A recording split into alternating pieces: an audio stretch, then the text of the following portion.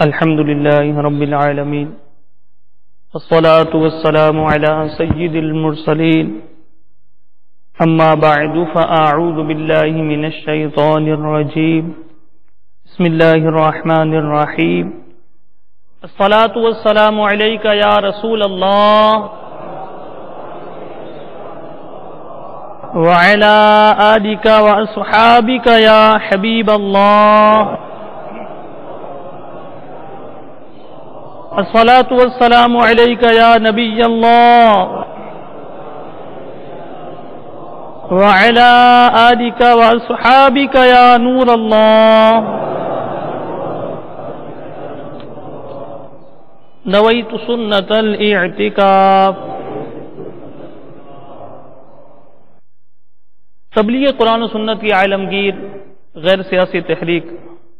دعوت اسلامی کے اشاعتی ادارے مکتبۃ المدینہ کی شائع کردہ کتاب شکر کے فضائل میں درود پاک کی فضیلت کچھ یوں نقل کی گئی. حضرت سیدنا عبد الرحمن بن عوف رضی اللہ تعالی عنہ بیان کرتے ہیں کہ سرکار نامدار مدینے کے تاجدار دو عالم کے مالک و مختار باذن پروردگار صلی اللہ تعالی علیہ وآلہ وسلم نے ارشاد فرمایا، جبرائیل علیہ الصلاۃ والسلام سے میری ملاقات ہوئی تو انہوں نے مجھے خوشخبری سنائی، بے شک اللہ تعالی آپ سے ارشاد فرماتا ہے کہ جو آپ پر درود بھیجے گا میں اس پر رحمت نازل کروں گا، اور جو آپ پر سلام بھیجے گا میں اس پر سلامتی نازل کروں گا. اس پر میں نے اللہ عز و جل کی بارگاہ میں سجدہ شکر ادا کیا. صلو علی الحبیب صلی اللہ تعالی علی محمد توبو الی اللہ استغفر. صلو علی الحبیب صلی اللہ تعالی علی محمد وعلی آلہ واصحابہ وبارک وسلم. الحمدللہ علی احسانہ وبفضل رسولہ صلی اللہ تعالی علیہ وآلہ وسلم. تبلیغ قرآن و سنت کی عالمگیر غیر سیاسی تحریک دعوت اسلامی نیکی کی دعوت، احیاء سنت اور اشاعت علم شریعت کے ساتھ مسلمانوں کی خیرخواہی، غمخواری، اصلاح امت اور مسلمانوں کی بھلائی کو دنیا بھر میں عام کرنے کا عزم مصمم رکھتی ہے، اور الحمدللہ ان تمام امور کو بحسن خوبی سر انجام دینے کے لیے دعوت اسلامی کی متعدد مجالس قائم ہیں، اور انہی میں سے ایک مجلس مکتوبات و تعویذات عطاریہ ہے. اور آج اس کے تحت غمخواری اجتماع کا سلسلہ ہے. اس اجتماع میں مسلمانوں کی تکلیف دور کرنا، ان کے ساتھ غمخواری کرنا، یہ اچھی نیتیں بھی شامل ہیں، اور ان اچھی نیتوں کے ذریعے اللہ تبارک و تعالی کی رضا ہم سب کو حاصل ہو جائے، یہ اچھی نیت بھی اس میں شامل ہے. آپ بھی اچھی نیتیں کر لیجئے کہ انشاءاللہ اللہ تعالی کی رضا حاصل کرنے کے لیے مکمل اجتماع میں بیٹھیں گے نا سب انشاءاللہ، اور توجہ کے ساتھ سنیں گے، یکسوئی کے ساتھ سنیں گے، اور انشاءاللہ اپنی تکالیف، اپنی مصیبتوں کا مداوع بھی کریں گے انشاءاللہ عز و جل. صلو علی الحبیب صلی اللہ تعالی علی محمد توبو الی اللہ استغفر اللہ. صلو علی الحبیب صلی اللہ تعالی علی محمد وعلی آلہ واصحابہ وبارک وسلم. میرے پیارے اور محترم اسلامی بھائیوں، ایک بزرگ رحمت اللہ تعالی علیہ کے پاس ایک بوڑھا شخص حاضر ہوا اور عرض کرتا ہے کہ حضور میری ایک حاجت ہے، آپ وہ حاجت میری پوری فرما دیجیے. وہ حضرت کہتے ہیں کہ بتاؤ تمہاری حاجت کیا ہے. وہ بزرگ جو اس دربار میں حاضر ہوئے تھے ان کی عمر کوئی 100 برس کے لگ بھگ تھی. کہنے لگے کہ حضور میری حاجت یہ ہے کہ میں نے جو اپنی سابقہ زندگی گزاری ہے مجھے وہ اپنی سابقہ زندگی لوٹا دیجیے۔ میں نے جو 100 برس کے لگ بھگ اس دنیا میں زندگی گزاری، جو میں 100 برس تک اس دنیا میں ابھی ہوں، مجھے 100 برس ہو چکے ہیں، آپ ایسا کیجئے میری یہ حاجت پوری کر دیجئے کہ میں جیسے نوجوانی کا عرصہ تھا آج سے 80 سال پہلے میں جیسے 20 سال کا تھا، اسی طرح کا مجھے آپ میرے 80 سال لوٹا دیجئے، میں 20 سال کا نوجوان لگنے لگ جاؤں، ایسا مجھے کر دیجئے، میرے گزرے ہوئے بیتے ہوئے لمحات مجھے دے دیجئے۔ اس دربار میں جو حاضر تھے جن کے سامنے یہ فریاد کی گئی، وہ کہتے ہیں میں آپ کا یہ کام نہیں کر سکتا۔ فرمایا جب آپ میرا یہ کام نہیں کر سکتے تو مجھے آپ سے مزید کوئی حاجت نہیں۔ میرے پیارے اور محترم اسلامی بھائیوں، اس واقعے میں ہمارے لیے بہت زیادہ عبرت کے مدنی پھول ہیں۔ ان میں سے ایک تو یہ ہے کہ ہماری عمر مسلسل کم ہوتی جا رہی ہے، ہمارا ہر آنے والا دن ہمیں اپنی موت سے قریب کر رہا ہوتا ہے، ہر ڈھلنے والا سورج ہمیں یہ پیغام دے رہا ہے کہ تو نے اپنی زندگی کا ایک اور دن کم کر دیا۔ تو میرے پیارے اور محترم اسلامی بھائیوں، جب ہماری زندگی آگے بڑھ رہی ہوتی ہے تو ہم کہہ رہے ہیں کہ ہماری عمر بڑھ رہی ہے، لیکن اگر غور کیا جائے تو ہماری عمر گھٹ رہی ہے۔ آج جو شخص 20 برس کا ہے اور آئندہ سال وہ 21 برس کا ہوگا، اور مثال ہے اس کی عمر اس دنیا میں 40 برس کی لکھی ہے،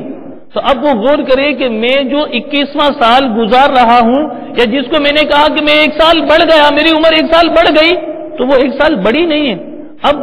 وہ 20 سال دنیا میں زندہ رہنا تھا مزید، لیکن اب وہ 19 سال زندہ رہے گا، اس کی عمر تو گھٹ رہی ہے، وہ تو موت کے قریب سے قریب تر ہوتا چلا جا رہا ہے، جو ایک ایک دن گزرتا چلا جا رہا ہے، ایک ایک سانس جو وہ لے رہا ہے۔ تو میرے پیارے اور محترم اسلامی بھائیوں، وہ ہماری عمر کا دن کم ہو رہا ہے، اور وہ جو دن گزر گئے، جو عمر گزر گئی، وہ دوبارہ لوٹ کر نہیں آنی۔ جو دن گزر گیا، جو لمحہ گزر گیا، جو سانس ہم لے چکے، اب وہ سانس دوبارہ ہم لوٹا دیں، یہ نہیں ہو سکتا۔ آج فجر کی نماز کا وقت جو ہو چکا، جس نے ادا کی اس نے اللہ کی فرما برداری کی، اور جو ادا نہیں کر سکا اب وہ ادا کرے گا تو وہ قضا کہلائے گی، ادا نہیں کہلائے گی، اس کا وہ لمحہ گزر گیا۔ اب وہ کل فجر کی نماز کا وقت بھی جو آنا ہے وہ اگلے دن کی فجر کی نماز ہوگی، اس دن کی فجر کی نماز نہیں ہوگی۔ اس واقعے میں واقعی ہمارے لیے بہت زیادہ درس ہے، بہت زیادہ عبرت ہے کہ جو وقت جو لمحات ہم گزار دیتے ہیں، تو میرے پیارے اور محترم اسلامی بھائیوں، وہ لمحات وہ وقت پھر دوبارہ پلٹ کر نہیں آتے۔ اسی طرح میرے پیارے اور محترم اسلامی بھائیوں،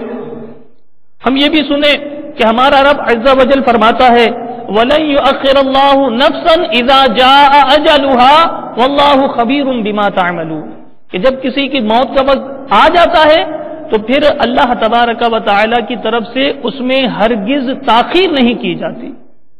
تو بندے کا موت کا وقت اس کا مقرر ہے، اسے ایک نہ ایک دن اس دنیا سے جانا ہے، اور یہ یقینی ہے کہ وہ ایک عرصے کے لیے اس دنیا میں آیا، اور اس دنیا کی جو زندگی ہے یہ اس کی گویا کہ سواری ہے، اور اس کی منزل جو ہے وہ آخرت ہے، اس کی منزل آخرت ہے۔ اب وہ اگر دنیا کے میلے جھمیلوں میں اگر الجھ کر رہ جائے، اور دنیا کے میلے جھمیلوں میں اتنا اپنے آپ کو مصروف کر دے کہ وہ اپنے رب کی یاد سے اور اس کی فرما برداری سے غافل ہو جائے، تو ایسا شخص نقصان اٹھانے والا ہے، ایسا شخص یہ خسران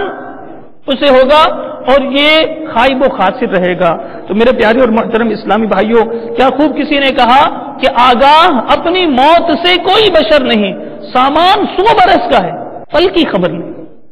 سامان 100 برس کا اگرچہ ہے لیکن پل کی بھی میرے پیارے اور محترم اسلامی بھائیوں خبر نہیں۔ میرے پیارے اور محترم اسلامی بھائیوں، ہم دنیا کی زندگی میں اس قدر مصروف ہو گئے اور اس قدر ہم نے اپنے آپ کو الجھا کر رکھ دیا کہ ہم نے صرف اپنی زندگی کا مقصد یہ سمجھا کہ ہمیں زیادہ سے زیادہ مال اکٹھا کرنا ہے، ہمیں زیادہ سے زیادہ سرمایہ اکٹھا کرنا ہے، ہمیں اپنا بینک بیلنس بڑھانا ہے، ہمیں بہت زیادہ اپنی اس دنیا میں آسائشوں کو حاصل کرنا ہے، یہی ہمارا اصل مقصد ہے، جبکہ اصل مقصد بندے کا یہ نہیں۔ اللہ تعالیٰ تو قرآن پاک میں ارشاد فرماتا ہے وَمَا خَلَقْتُ الْجِنَّ وَالْإِنسَ إِلَّا لِيَعْبُدُونَ، کہ ہم نے جنات اور انسان کو اپنی عبادت کے لیے پیدا فرمایا۔ اور مزید ارشاد فرماتا ہے ایک اور جگہ فرمایا الَّذِي خَلَقَ الْمَوْتَ وَالْحَيَاةَ لِيَبْلُوَكُمْ أَيُّكُمْ أَحْسَنُ عَمَلًا، کہ ہم نے زندگی اور موت کو اس لیے تخلیق فرمایا کہ ہم دیکھیں کہ تم میں کس کے اعمال زیادہ اچھی ہیں، تم میں کون زیادہ اچھے اعمال کے ساتھ اپنی اس زندگی کو، اپنی اس دنیا کو بسر کرتا ہے۔ تو میرے پیارے اور محترم اسلامی بھائیوں، ہم اس قدر دنیا کی الجھنوں میں الجھ کر رہ گئے کہ اکثر اوقات ہمیں مرنا ہے اس حقیقت سے ہم غافل ہو جاتے ہیں۔ میرے پیارے اور محترم اسلامی بھائیوں، کئی ایسے بھی آپ کو ملیں گے کہ اس دنیا سے ہم نے جانا ہے اس بات کو سننے کے لیے بھی تیار نہیں رہتے۔ آئیے میں آپ کو ایک بڑھیا کا واقعہ سناتا ہوں جسے میرے آقا شیخ طریقت امیر اہل سنت بانی دعوت اسلامی حضرت علامہ مولانا ابو بلال محمد الیاس عطار قادری رضوی دامت برکاتہم العالیہ نے اپنے ایک بیان میں ارشاد فرمایا۔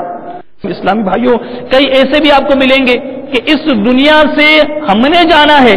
اس بات کو سننے کے لیے بھی تیار نہیں رہتے۔ آئیے میں آپ کو ایک بڑھیا کا واقعہ سناتا ہوں جسے میرے آقا شیخ طریقت امیر اہل سنت بانی دعوت اسلامی حضرت علامہ مولانا ابو بلال محمد الیاس عطار قادری رضوی دامت برکاتہم العالیہ نے اپنے ایک بیان میں ارشاد فرمایا۔ آپ بھی سنیے، فرمایا کہ ایک بڑھیا کے بیٹے کا انتقال ہو گیا اور اس کا صدمے سے دماغ چل گیا۔ وہ بولی کہ میں اپنے بیٹے کو دفنانے نہیں دوں گی، کسی میں یہ مجال نہیں کہ میرے بیٹے کو دفنا کر دکھائے۔ لوگوں نے بہت سمجھایا کہ بڑی بھی جب کسی کا انتقال ہو جاتا ہے تو مسلمان اسے دفناتے ہیں، اس کی تجہیز و تدفین کی جاتی ہے اور اس کی پھر تدفین ہوتی ہے، تو وہ کسی صورت ماننے کے لیے تیار نہ تھی۔ ایک سمجھدار شخص نے جب یہ ماجرا دیکھا تو وہ اس بڑھیا سے کہتا ہے کہ بڑی بھی یہ تمہارا بیٹا زندہ ہو سکتا ہے مگر ایک شرط ہے، وہ یہ ہے کہ ایسے گھر سے پانی لے کر آ جاؤ کہ جہاں اس کے کسی بھی رشتہ دار کا انتقال نہ ہوا ہو، کسی ایسے گھر کا پانی لے کر آؤ کہ جس گھر میں تم جاؤ تو اس کے کسی بھی رشتہ دار کا انتقال نہ ہوا ہو، تو وہ پانی لے کر آؤ تو اس کو ہم زندہ کرنے کی کوئی صورت بناتے ہیں۔ وہ بڑھیا یہ سمجھی کہ یہ تو بہت آسان سا کام دے دیا، میں اپنے بیٹے کو اب زندہ دیکھ سکوں گی دوبارہ۔ تو وہ بڑھیا اپنے پڑوس میں گئی اور اپنے پڑوس میں جا کر اس نے کہا کہ مجھے تھوڑا سا پانی دے دو اور یہ بتاؤ کہیں تمہارے گھر میں کسی کا انتقال تو نہیں ہوا۔ تو وہ کہنے لگی، اس کی پڑوس میں جو تھی وہ کہنے لگی کہ ابھی پچھلے دنوں ہمارے والد صاحب ہمیں روتا چھوڑ گئے۔ ایک اور پڑوس میں چلی گئی، اس سے کہا کہ پانی دے دو، تو انہوں نے بتایا کہ میری بھاگ کا بھی تھوڑے دنوں پہلے انتقال ہوا ہے۔ اس کے اور گھر میں چلی گئی، وہاں بتایا گیا کہ کچھ عرصہ پہلے ہمارے فلاں رشتہ دار کا انتقال ہو گیا۔ اس طرح ایک ایک کر کے سارے گھر پھر لی اور ہر جگہ پر کسی نہ کسی کے انتقال کی خبر اس نے سنی تو فوراً وہ جان گئی کہ یہ مجھے نصیحت کی جا رہی تھی۔ پھر وہ گھر پر آئی اور اپنے بیٹے کی تدفین کے لیے اجازت دے دی۔ میرے پیارے اور محترم اسلامی بھائیوں، کہنے کا مطلب یہ ہے کہ اس دنیا میں جو بھی آیا اسے جانا ہے اور کوئی ایسا گھر نہیں ملے گا آپ کو کہ جس میں کسی نہ کسی کا جنازہ نہ اٹھا ہو۔ اس کے کسی رشتہ دار کا انتقال ہوا ہوگا تو کسی جاننے والے کا انتقال ہوا ہوگا تو کسی کے والد صاحب کا انتقال ہو گیا، کسی کی اولاد کا انتقال ہو جاتا ہے، کسی کی ماں کا انتقال ہو جاتا ہے۔ اور یہ سب تو میرے پیارے اور محترم اسلامی بھائیوں ہوتا رہے گا، اور یہ سلسلہ جب سے دنیا قائم ہوئی ہے اس وقت سے چل رہا ہے اور جب دنیا ختم ہوگی اس وقت تک چلتا رہے گا۔ کوئی فائرنگ میں ہلاک ہو جاتا ہے تو کوئی بستر پر ایڑیاں رگڑ رگڑ کر انتقال کر جاتا ہے، کوئی گھر میں مر جاتا ہے تو کوئی ہاسپٹل میں مر جاتا ہے، اور نہ جانے بے شمار اسلامی بھائی روزانہ موت کا شکار ہو جاتے ہیں۔ روزانہ موت کا شکار ہوتے ہیں. کئیوں کے متعلق اخبارات میں چھپتا بھی ہے, ہم پڑھ لیتے ہیں, ہمیں پتا چلتا ہے کہ فلاں کا انتقال ہو گیا. اور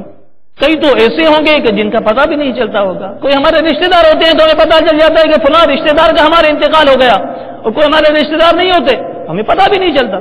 لیکن روزانہ متعدد جنازے اٹھتے ہیں, اس سے کسی کو انکار نہیں. اور میرے پیارے اور محترم اسلامی بھائیوں, یہ تو ان کے متعلق ہے جو ہمارے عزیز ہیں, ہمارے جاننے والے ہیں, ہم جن کو پہچانتے ہیں,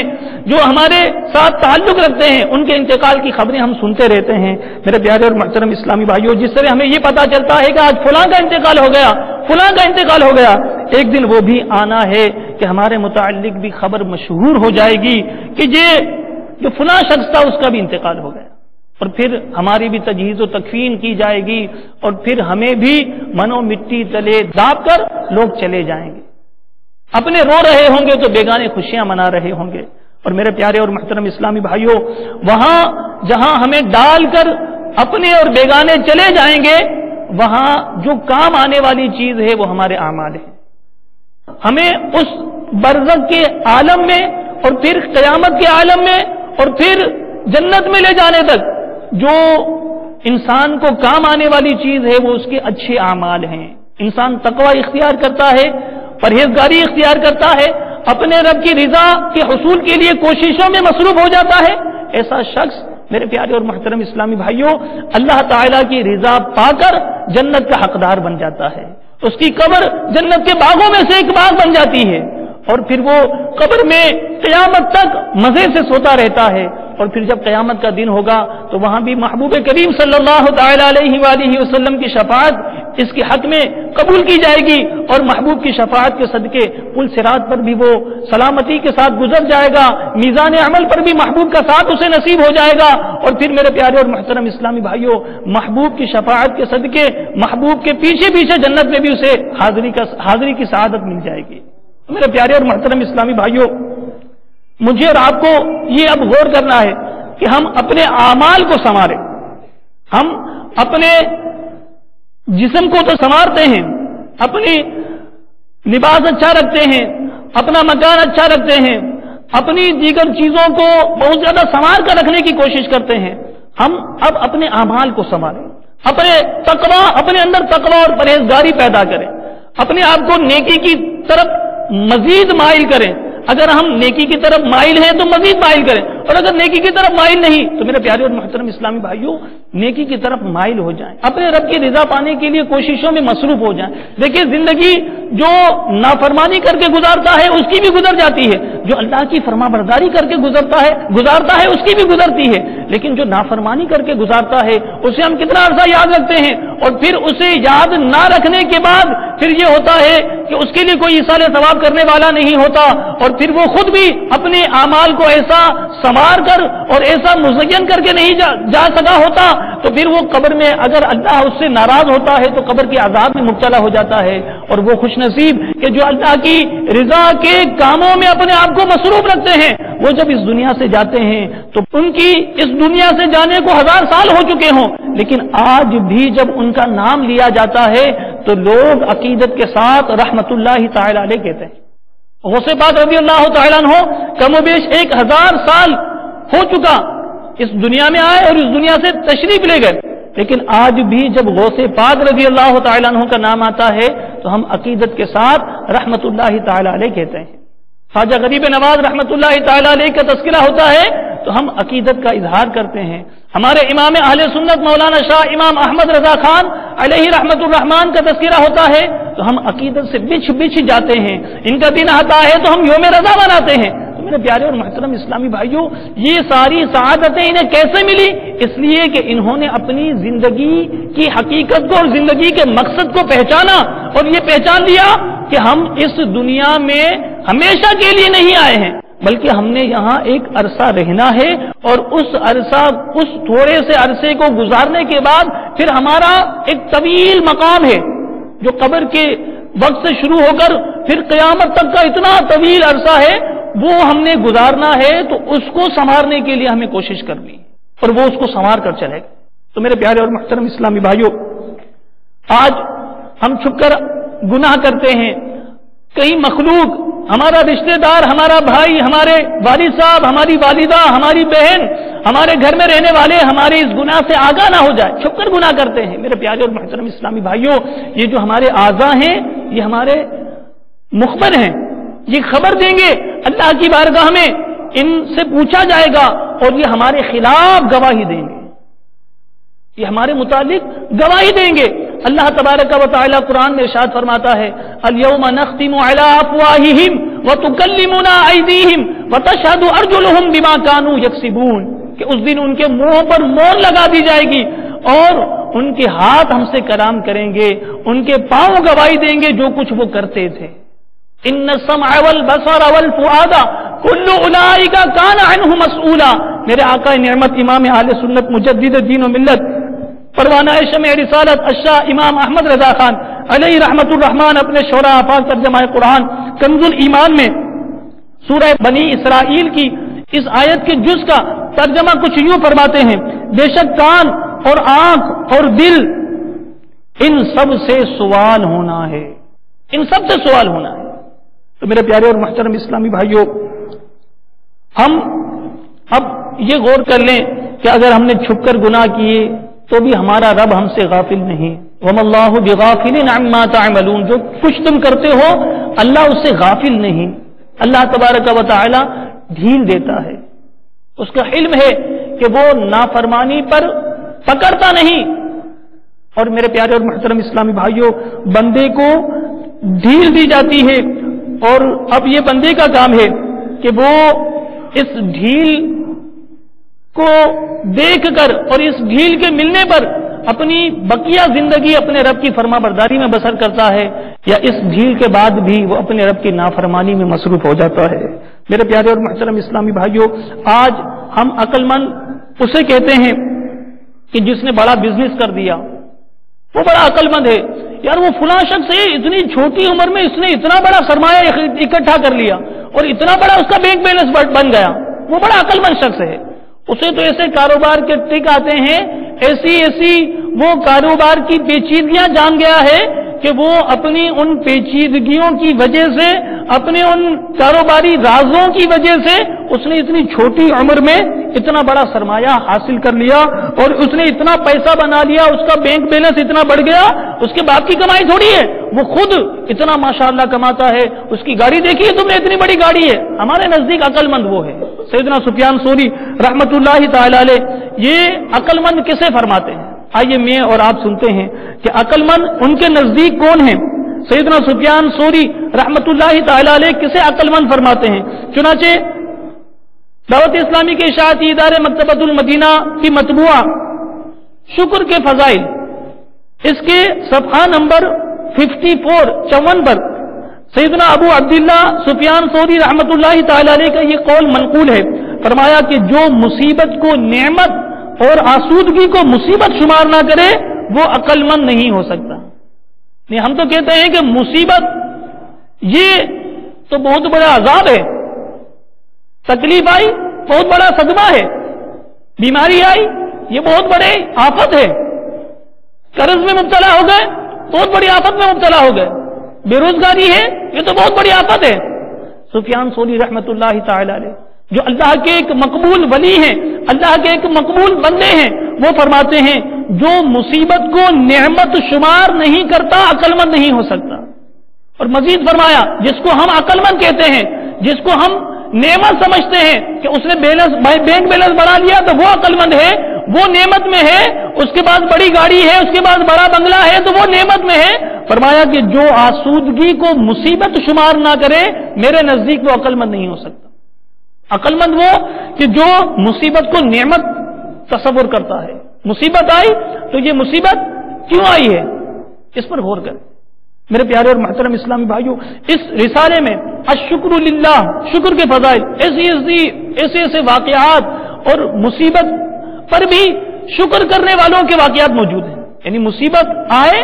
تو شکر کرتے تھے ہمارے بزرگان دین، ان کا ایک ہی انداز ہوا کرتا تھا۔ تو میرے پیارے اور محترم اسلامی بھائیوں، آئیے میں آپ کو اس میں سے چند ایک باتیں سناتا ہوں۔ چنانچہ حضرت سیدنا عون بن عبداللہ رحمت اللہ تعالی علیہ بیان کرتے ہیں ایک فقیہ کا فرمان ہے، ایک بہت بڑے عالم کا فرمان ہے، میں نے اپنے معاملے میں غور و فکر کیا تو عافیت اور شکر کے علاوہ کسی بھلائی کو شر سے خالی نہ پایا۔ بہت سے لوگ مصیبت میں بھی شاکر رہتے ہیں اور کئی لوگ عافیت میں ہونے کے باوجود شکر گزار نہیں ہوتے۔ بس تم خدا سے مانگو تو یہ دونوں مانگو، عافیت کا بھی سوال کرو، شکر کا بھی سوال کرو۔ سیدنا سفیان ثوری رحمۃ اللہ تعالی علیہ مزید فرماتے ہیں، اللہ تعالی کی طرف سے بندے کے عیوب کی پردہ پوشی یہ بھی عافیت کی علامت ہے۔ میرے پیارے اور محترم اسلامی بھائیوں، آج چونکہ غمخواری اجتماع ہے اور غمخواری اجتماع میں مصیبت میں گرفتار اسلامی بھائیوں کی ایک بڑی تعداد ہو سکتا ہے موجود ہو، تو میرے پیارے اور محترم اسلامی بھائیوں، ہم میں سے ہر ایک غور کرے، ہمیں کوئی بیمار ہے یا کسی کے گھر میں بیماری ہے اور پھر ان بیماریوں کی نوعیتیں بھی مختلف ہیں، کوئی کس مرض میں مبتلا ہے، کوئی کس مرض میں مبتلا ہے، کسی کو ڈاکٹروں نے جواب دے دیا ہے کہ اس کا علاج نہیں ہو سکتا، اور ہر ایک کسی نہ کسی مصیبت میں پریشانی میں گرفتار نظر آتا ہے۔ کوئی جنات کی وجہ سے پریشان ہے، آصف کے اثرات کا شکار ہے، اسی طرح کوئی قرض دار ہے، کوئی بے روزگار ہے، اور کوئی ایسا ہے کہ روزگار تو ہے لیکن رزق میں برکت نہیں ہے، رزق کی بے برکتی کا رونا روتا ہے، کوئی اولاد کا طلبگار ہے تو کوئی اپنی نافرمان اولاد کی وجہ سے بیزار ہے، بے قصور کوئی قید میں مبتلا ہے، کسی کو اغوا کر لیا گیا، کسی کا بچہ گم ہو گیا تو کسی کا کوئی رشتہ دار گم ہو گیا، کسی کے گھر میں فوتگی ہو گئی۔ الغرض مصیبتوں کے انبار اس وقت ایسے ہیں کہ جس میں ہم گھرے ہوئے ہیں، اور میرے پیارے اور محترم اسلامی بھائیوں، ہم میں سے کئی ایسے ہیں کہ جو ان میں سے کسی مصیبت کے نہ ہونے کو عافیت سمجھتے ہیں۔ مالدار کو ہم سمجھتے ہیں کہ بڑی عافیت میں ہے، مال ہے نا، بڑی عافیت میں ہے۔ جس کے پاس دنیا زیادہ ہے ہم کہتے ہیں کہ بڑی عافیت میں ہے، یہی عافیت میں شخص ہے۔ اسی طرح جس کے پاس منصب زیادہ ہے، بڑا منصب ہے، ہم کہتے ہیں یہ عافیت میں مبتلا شخص ہے، یعنی اسے کوئی ٹینشن نہیں ہے، اسے کوئی پریشانی نہیں ہے، اسے کوئی مصیبت فکر نہیں ہے۔ تو میرے پیارے اور محترم اسلامی بھائیوں، جس کا کاروبار اچھا ہم کہتے ہیں وہ عافیت میں ہے، جس کی بکری زیادہ ہوتی ہے ہم کہتے ہیں وہ عافیت میں ہے، جس کے پاس دنیاوی ڈگری زیادہ ہے ہم کہتے ہیں وہ عافیت میں ہے۔ جبکہ میرے پیارے اور محترم اسلامی بھائیوں، عافیت میں کون ہے؟ عافیت میں وہ ہے، فرمایا سفیان ثوری رحمۃ اللہ تعالی علیہ نے، کہ اللہ تعالی کی طرف سے بندے کے عیوب کی پردہ پوشی اس کی عافیت کی علامت ہے۔ یعنی ہم اتنے گناہ کرنے کے باوجود بھی، اپنے رب عز و جل کی اتنی نافرمانیاں کرنے کے باوجود بھی ہم اس دنیا میں جی رہے ہیں، زمین ہمارے لیے نہیں پھٹتی، آسمان سے ہم پر کوئی آگ نہیں برسائی جاتی، تو میرے پیارے اور محترم اسلامی بھائیوں، یہ اللہ تبارک و تعالی نے ہماری جو ہمارے گناہ ہیں اس کی پردہ پوشی تو کی ہوئی ہے۔ ہمارے جو گناہ ہیں، ہم نے جو اللہ تبارک و تعالی کی نافرمانیاں کی ہیں، یہ میرے پیارے اور محترم اسلامی بھائیوں اللہ تبارک و تعالی کی طرف سے ہمارے لیے ڈھیل ہی تو ہے۔ حضرت سیدنا عقبہ بن عامر رحمت اللہ تعالی نے فرماتے ہیں کہ سرکار نامدار، مدینے کے تاجدار، بیزن پروردگار، دو عالم کے مالک و مختار، شہنشاہ ابرار صلی اللہ تعالی علیہ وآلہ وسلم نے ارشاد فرمایا، جب تم دیکھو کہ اللہ تعالی بندوں کو ان کی نافرمانی کے باوجود ان کی خواہشات کے مطابق عطا کر رہا ہے تو سمجھ لو کہ یہ اس کی طرف سے ان کو ڈھیل ہے۔ سیدنا عبداللہ بن ثعلبہ رحمت اللہ تعالی علیہ نے عرض کی، اے اللہ، یہ تیرا کرم ہے کہ تیری اطاعت کی جاتی ہے اور نافرمانی نہیں کی جاتی، اور یہ تیرا حلم ہے کہ تیری نافرمانی کی جاتی ہے اور تو عفو درگزر فرما دیتا ہے۔ تیری زمین پر بسنے والوں نے جب بھی تیری نافرمانی کی تو نے ہر بار ان کا بھلا فرمایا۔ تو میرے پیارے اور محترم اسلامی بھائیوں، ہمارا رب ایسا کریم ہے، ایسا حلیم ہے کہ اتنے گناہ کرنے کے باوجود بھی ہمیں ڈھیل عطا فرماتا ہے، ہمارا بھلا فرماتا ہے۔ ام المؤمنین سیدتنا عائشہ صدیقہ رضی اللہ تعالی عنہا سے روایت ہے کہ سرکار والا تبار، ہم بے کسوں کے مددگار صلی اللہ تعالی علیہ وآلہ وسلم کا فرمانے مغفرت نشان ہے۔ اللہ تعالیٰ کسی بندے کو نعمت عطا فرماتا ہے اور وہ اس بات کا یقین کر لیتا ہے کہ یہ اللہ تعالیٰ کی طرف سے ہے، تو اللہ تعالیٰ اس کے لیے اس نعمت کا شکر ادا کرنا لکھ دیتا ہے، اور جب اللہ تعالیٰ گناہ پر بندے کی ندامت دیکھتا ہے تو اس کے مغفرت طلب کرنے سے پہلے ہی اسے بخش دیتا ہے۔ کتنی بڑی بشارت ہے، کتنی بڑی بشارت ہے کہ جب اللہ تعالیٰ گناہ پر بندے کی ندامت دیکھتا ہے تو اللہ تعالیٰ اس کے مغفرت طلب کرنے سے پہلے ہی اسے بخش دیتا ہے۔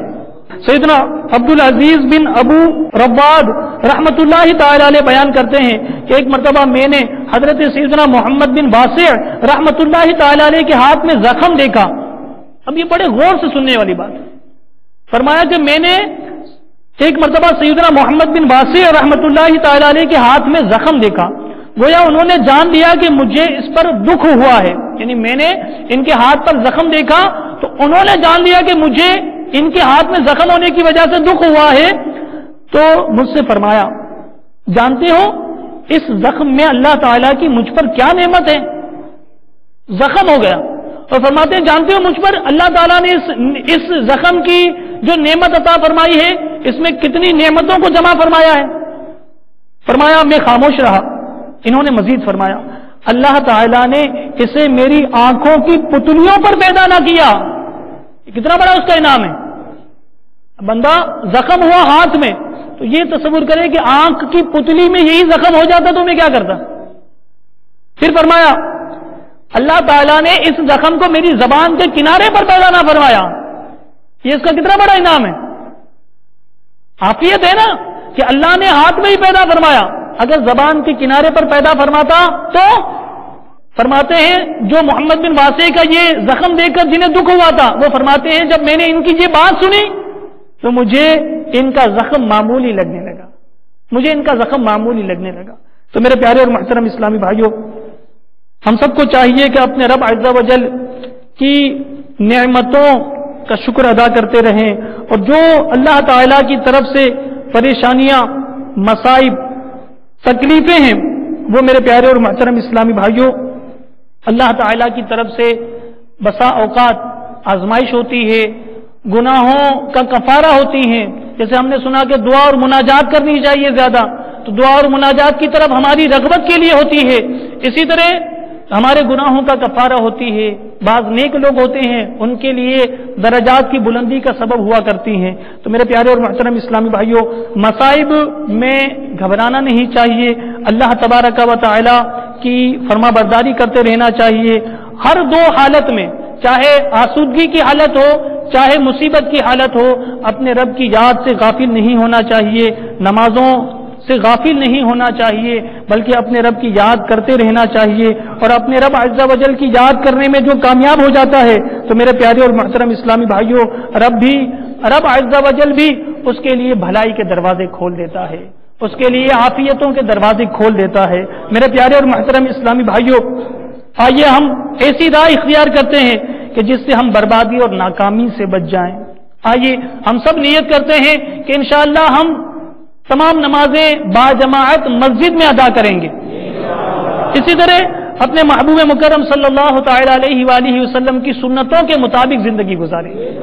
آئیے محبوب مکرم صلی اللہ تعالی علیہ وآلہ وسلم کے دامن اقدس کی طرف آ جائیں، محبوب صلی اللہ علیہ وآلہ وسلم کے دامن سے لپٹ جائیں کہ دامن مصطفیٰ سے جو لپٹا یگانہ ہو گیا، جس کے حضور ہو گئے اس کا زمانہ ہو گیا۔ آؤ محبوب کے قدموں میں جھک جائیں کہ جو محبوب کے قدموں میں جھکتا ہے وہی سر بلند ہو جاتا ہے، اور یہی فلاح اور کامرانی ہے۔ میرے محبوب مکرم صلی اللہ تعالی علیہ وآلہ وسلم کے دامن میں راحتیں ہیں، محبوب کے دامن میں لپٹنے میں ہی سب کچھ ہے۔ اللہ تبارک و تعالی نے سارے خزانے کی کنجیاں محبوب مصطفیٰ صلی اللہ تعالی علیہ وآلہ وسلم کو عطا کر دی ہیں۔ ان کی شان امام اہل سنت، مجدد دین و ملت، پروانہ شمع رسالت، الشاہ امام احمد رضا خان علیہ رحمت الرحمان کیا خوب فرماتے ہیں کہ سچی بات سکھاتے یہ ہیں، سیدھی راہ چلاتے یہ ہیں، ہلتی نیو جماتے یہ ہیں، روتی آنکھ ہنساتے یہ ہیں، ٹوٹی آس بندھاتے یہ ہیں،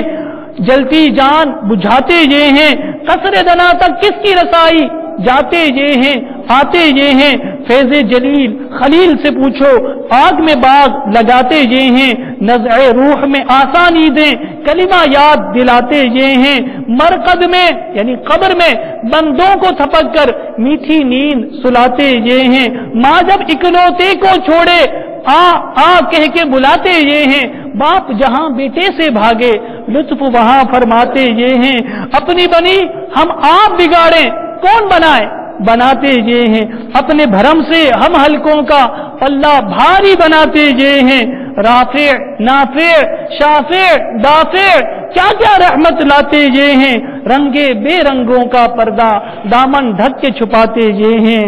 ٹھنڈا ٹھنڈا میٹھا میٹھا ٹھنڈا ٹھنڈا میٹھا میٹھا پیتے ہم ہیں کھلاتے یہ ہیں، رب ہے معطی یہ ہیں قاسم رزق اس کا ہے کھلاتے یہ ہیں، سلم سلم کی ڈھارس سے پل سے پار چلاتے یہ ہیں، اور کہہ دو رضا سے خوش ہو خوش رہ مجدہ رضا کا سناتے یہ ہیں۔ تو میرے پیارے اور محترم اسلامی بھائیوں، ایسے قریب محبوب صلی اللہ علیہ وآلہ وسلم کے دامن کرم سے وابستہ ہونے کے بعد اب ہمیں کیا ضرورت ہے کہ ہم شیطان کی پیروی کریں، اس کے بتائے ہوئے طریقے پر چلیں۔ اللہ تعالی ہمیں شیطان کے وسوسوں سے بچا کر رکھے، اللہ تعالی ہمیں شیطان کی پیروی سے بچا کر رکھے۔ آئیے میرے پیارے اور محترم اسلامی بھائیوں، یہ شیطان جو ہمیں دنیا کو حسین بنا کر دکھلاتا ہے، دنیا کی نعمتوں میں الجھا دیتا ہے، دنیا کی دولت اور اس کے مال کے نشے میں ہی ہمیں غرق رکھنا چاہتا ہے، ہم محبوب مکرم صلی اللہ تعالی علیہ وآلہ وسلم کے راستے پر گامزن ہو جاتے ہیں اور آج توبہ کر لیتے ہیں، آج سے ذہن بنا لیتے ہیں کہ جب جاگے ہوا سویرا، اگر آج سے پہلے تک ہم گناہوں بھری زندگی گزار رہے تھے تو اب یہ نیت کرتے ہیں کہ انشاءاللہ اب نیکیوں بھری زندگی گزاریں گے، تقوی والی زندگی گزاریں گے انشاءاللہ عز و جل۔ تو میرے پیارے اور محترم اسلامی بھائیوں، نماز کا اگر ذہن مل گیا، نیکی کو عام کرنے کا ذہن مل گیا، نیکی والی زندگی اختیار کرنے کا ذہن مل گیا، تو اب اس پر استقامت اختیار کیجیے۔ استقامت کیسے ملے گی میرے پیارے اور محترم اسلامی بھائیوں؟ دعوت اسلامی کے سنت و برے اجتماع کے پابند بن جائیں، نیت کریں انشاءاللہ دعوت اسلامی کے ہفتہ وار سنت و برے اجتماع میں پابندی وقت کے ساتھ شریک ہوتے رہیں گے۔ اللہ تبارک و تعالی قرآن میں ارشاد فرماتا ہے، جس کا مفہوم یہ ہے جس کو اللہ تعالی خیر دینا چاہتا ہے اس کو اپنی باتیں سنواتا ہے۔ تو میرے پیارے اور محترم اسلامی بھائیوں، اجتماع میں شرکت کی برکت سے دو جہاں کے کام بن جاتے ہیں، یاد الہی میں مصروف رہنے والا، اللہ کو راضی کرنے والا، اور دونوں جہاں میں فائدہ حاصل کرنے والا بن جاتا ہے۔ آئیے ہم سنتے ہیں کہ جو اللہ کی یاد میں مصروف رہتا ہے اللہ تعالی کیسے غیب سے اس کے کام بنا دیتا ہے۔ چنانچہ منقول ہے کہ ایک نیک آدمی کو جمعہ کے دن 4 کام پیش آ گئے اور وہ چاروں کام بیک وقت ایک ہی وقت میں اس نے کرنا تھے۔ 3 کام اس کے دنیا کے تھے، ایک کام دین کا تھا۔ دنیا کے کام اس کے یہ تھے کہ اس کا بیل جنگل میں لاپتہ ہو گیا تھا، اس کو ڈھونڈنا تھا تاکہ اسے کوئی شیر یا درندہ کھا نہ جائے۔ دوسرا اس کا دنیا کا کام یہ تھا کہ گیہوں کے دانے چکی پر چھوڑے ہوئے تھے اور ان کو پیسنے کی اس کی باری تھی، اگر وہ دانے چھوڑ کر اپنے دین کے کام میں چلا جائے تو پھر وہ دانے پیسنے کے لیے اسے انتظار کرنا پڑے گا، دنیا کا نقصان ہو جائے گا۔ اور تیسرا کام دنیا کا اسے یہ تھا کہ کھیت کو پانی دینے کا بھی وہی وقت تھا، اگر اس وقت وہ کھیت کو پانی نہ دیتا تو اس کا دنیا کا نقصان ہو جاتا۔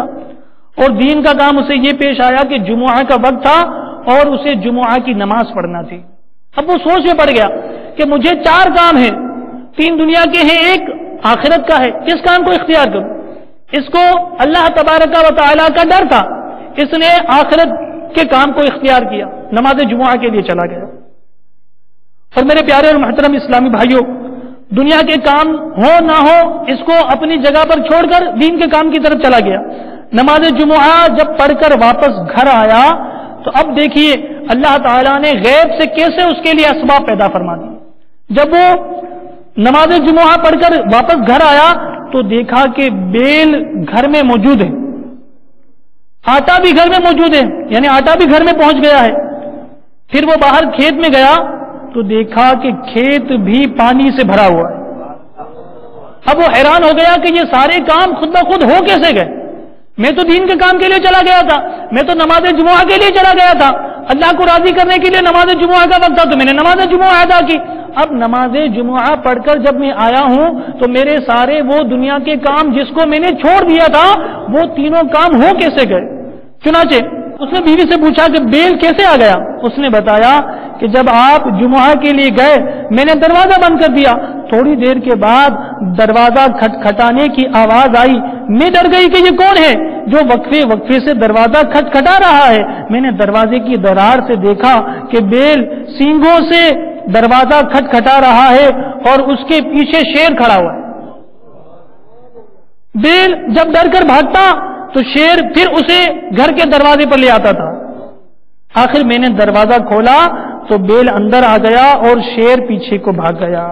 حقیقت میں اللہ تعالیٰ نے اس شیر کی ڈیوٹی لگائی ہوئی تھی کہ اس بیل کا مالک چونکہ میری یاد میں مشغول ہے، جمعہ پڑھ رہا ہے، لہذا تو اس بیل کو اس کے گھر پر چھوڑ کر آ جائے۔ پھر اس شخص نے چکی والے سے دریافت کیا کہ میں تو یہاں موجود نہیں تھا، میرے دانے کیسے پس گئے؟ اس نے بتایا کہ آپ کے بعد جس شخص کی باری تھی میں نے اسے کہا کہ اپنے دانے ڈال دو تاکہ پس جائیں، اس نے غلطی سے آپ کے دانے ڈال دیے۔ جب آپ کے دانے پس گئے تو میں نے نوکر سے کہا کہ یہ آٹا ان کے گھر پر چھوڑ کر آؤ، یوں آپ کا آٹا آپ کے گھر پہنچ گیا۔ اب کھیت میں گیا اور ہمسائے سے پوچھا میں تو یہاں موجود نہیں تھا، میرے کھیت کو پانی کس نے دیا؟ اس نے کہا میں لیٹا تو مجھے نیند آ گئی، میں ایسا سویا کہ میری باری کا پانی بھی تیرے کھیت میں چلا گیا۔ سچ کہا کہ جو اللہ تعالیٰ کا ہو جاتا ہے اللہ تعالیٰ اس کے بگڑے کام بنا دیتا ہے۔ جو جس بھی مشکلات اور پریشانی میں مبتلا ہے اپنے آپ کو ہفتہ وار اجتماع کا پابند کر لے۔ جو اولاد کا طلبگار ہے وہ بھی نیت کر لے کہ انشاءاللہ اجتماع میں پابندی وقت کے ساتھ شریک ہوں گے۔ جو نافرمان اولاد کی وجہ سے بیزار ہے وہ بھی نیت کر لے، جو تندرست ہے وہ بھی نیت کرے، جو قرض دار ہے وہ بھی نیت کر لے، جو بیمار ہے وہ بھی نیت کر لے، جو گھریلو ناچاکیوں کا شکار ہے وہ بھی نیت کرے، جو سکون کا طلبگار ہے وہ بھی نیت کرے، جو رشتوں کا خاصگار ہے وہ بھی نیت کرے، جو الجھنوں کا شکار ہے، جو دکھوں میں گرفتار ہے، جو مغفرت کا طلبگار ہے وہ بھی نیت کرے، اور جو مدینے کی حاضری کا طلبگار ہے وہ بھی آ جائے اور نیت کرے، انشاءاللہ اس کا بھی یہ ارمان پورا ہو جائے گا۔ بلکہ جو دیدار تاجدار مدینہ صلی اللہ تعالی علیہ وآلہ وسلم کا طلبگار ہے وہ بھی ہفتہ وار اجتماع میں پابندی وقت کے ساتھ شرکت کی نیت کر لے، انشاءاللہ اس پر بھی کرم ہو جائے گا۔ خبر کیا ہے بھکاری کیسی کیسی نعمتیں پائیں، وہ اونچا در ہے اس کی بھیک اندازے سے باہر ہے، وہ اونچا در ہے اس کی بھیک اندازے سے باہر ہے۔ رحمت کا ہے دروازہ کھلا مانگ ارے مانگ، دیتا ہے کرم ان کا صدا مانگ ارے مانگ، بھر جائے گا کشکول مرادوں سے تیرا بھی، بن کر میرے آقا کا گدا مانگ ارے مانگ، مایوس نہ ہو یہ میرے لجپال کا در ہے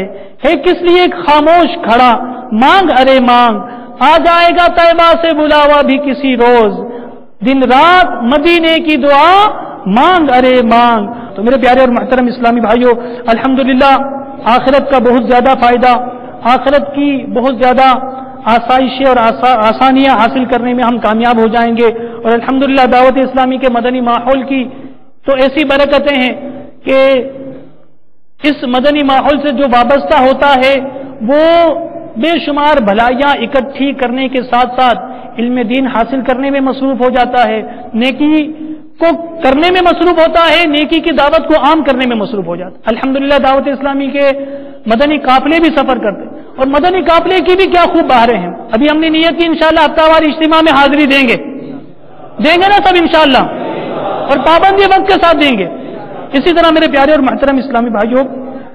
دعوت اسلامی کے سنتوں کی تربیت کے بے شمار مدنی قافلے 3 دن 12 دن 30 دن اور 12 ماہ کے لیے ملک با ملک شہر با شہر قریہ با قریہ سفر کر کے علم دین اور سنتوں کی بہاریں لٹا رہے ہیں اور نیکی کی دعوت کی دھومیں مچا رہے ہیں۔ مدنی قافلوں میں سفر کی برکت سے انشاءاللہ ہم سب کو اپنے سابقہ طرز عمل پر غور و فکر کا موقع ملے گا، دل حسن عاقبت کے لیے بے چین ہو جائے گا، جس کے نتیجے میں ارتکاب گناہ کی کثرت پر ندامت محسوس ہوگی اور توبہ کی توفیق بھی ملے گی، اور انشاءاللہ عاشقان رسول کے مدنی قافلوں میں مسلسل سفر کرنے کے نتیجے میں زبان پر فحش کلامی اور فضول گوئی کی جگہ درود پاک جاری ہو جائے گا۔